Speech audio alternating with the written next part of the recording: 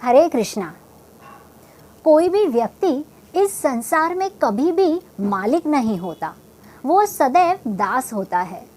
कोई व्यक्ति या तो माया का दास होता है तो कोई श्री कृष्ण का दास होता है, किंतु होता वो दास ही है। माता सीता जब तक प्रभु श्री राम के साथ थी, श्री राम की सेवा में थी, भले ही वनवास में थी किंतु बहुत ही सुखी थी। किंतु जैसे ही माता सीता का आकर्षण माया से हुआ, यानी कि स्वर्ण मृग के साथ, वो तुरंत ही श्री राम से दूर हो गई। जैसे दुखों के बादलों ने उसे घेर लिया, रावण ने उसे घेर लिया, और फिर प्रभु के निरंतर स्मरण से और नाम जप से उसे पुनः प्रभु श्री राम की प्राप्ति हुई। यहाँ पर अंतर ये है कि माता सीता को ये अनुभव तो हुआ कि वो श्री राम से दूर हो गई है, किंतु हमें तो अनुभव भी नहीं होता। और हाँ, ये बात याद रहे कि भगवान श्री राम ने और माता सीता ने जो ये लीला रचाई है, ये हमें जीवन की सबसे बड़ी सीख देती है। तो वहीं दूसरी ओर हम भगवान श्री कृष्ण की लीला में देखते हैं कि जब भगवान वृंदावन से मथुरा चले आए, तब मथुरा में एक कुबड़ी औरत हुआ करती थी। अब इस औरत का नाम कुब्जा था। ये कुब्जा पूरी तरह से झुकी हुई थी और वृद्ध भी दिखाई देती थी। अब ये कुब्जा माया की सेवा में थी, यानी कि कंस की सेवा में। प्रतिदिन वो कंस के महल में चंदन लेकर जाया करती थी।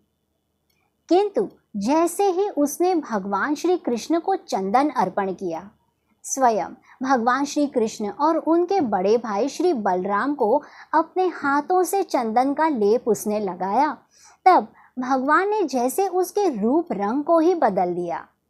भगवान श्री कृष्ण ने अपने पैर के अंगूठे से कुब्जा के पैर के अंगूठे को दबाया और हाथों से उसकी गर्दन को सीधा कर दिया। भगवान श्री कृष्ण ने ना ही उसे सुंदरता प्रदान की, बल्कि यौवन भी दे दिया। और फिर कुब्जा ने अपना बाकी का जीवन श्री कृष्ण की भक्ति में ही व्यतीत किया। यहाँ पर कहने का अर्थ ये है कि जब तक एक जीव भगवान की भक्ति में लगा रहता है, भगवान की सेवा में रहता है, भगवान से कनेक्टेड रहता है, वो बड़ा ही आकर्षित दिखाई देता है, तेजस्वी दिखाई देता है।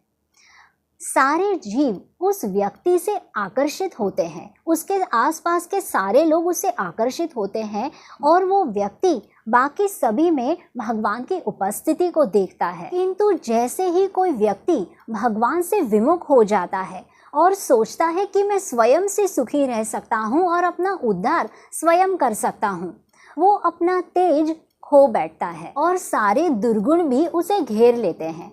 आप ही देख लीजिए, इस संसार में कोई व्यक्ति चाहे कितना भी गुणवान क्यों ना हो, किसी का स्वभाव चाहे कितना भी अच्छा हो, किंतु जब तक वो भगवान श्री हरि से, श्री राम से, भगवान श्री कृष्ण से प्रेम नहीं करता, काम प्रवृत्ति और अहंकार, ये दोनों दुर्गुण उसमें प्रबल होते हैं। भगवान के नामों का जप करना, भगवान की कथाओं को सुनना, ये भगवान से जुड़ने का सीधा और डायरेक्ट माध्यम है। अब उदाहरण के लिए लेते हैं कि हम अपने शरीर को स्वस्थ और तंदुरुस्त बनाने के लिए दोनों समय भोजन खाते हैं, अन्न का सेवन करते हैं, और अपने शरीर को एक्स्ट्रा न्यूट्रिशन, विटामिन्स देने के लिए हम फलों का सेवन करते हैं, फ्रूट्स खाते हैं, ड्राई फ्रूट्स भी खाते हैं। तब जाकर हमारा शरीर स्वस्थ और तंदुरुस्त दिखाई देता है। उसी प्रकार आत्मा को पोषण देने के लिए नाम जप करना, यानी दिन में कम से कम 2 से ढाई घंटा श्री हरि नाम का जप करना, ये हमारा 2 समय का भोजन है। जी हाँ, ये हमारा 2 समय का भोजन है। और एक्स्ट्रा विटामिन्स और न्यूट्रिशन के लिए हम प्रतिदिन हरि कथा को सुनते हैं, जो हमारे लिए फ्रूट्स और ड्राई फ्रूट्स का काम करता है। इसीलिए बस अपना कर्म करते रहिए और नाम जपते रहिए, कृष्ण गोविंद गोपाल गाते रहिए। धन्यवाद। हरे कृष्णा।